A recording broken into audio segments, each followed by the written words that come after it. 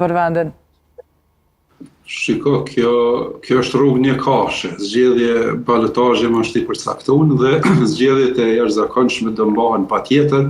KQZ duhet i përvjel mëngët të përgatitet, nuk ka vend për ankesa, zgjedhjet do të mbahen. Ka dhe 9 ditë apo 10 zoti Kurti për të ofruar dëshminë se i ka 61 vota.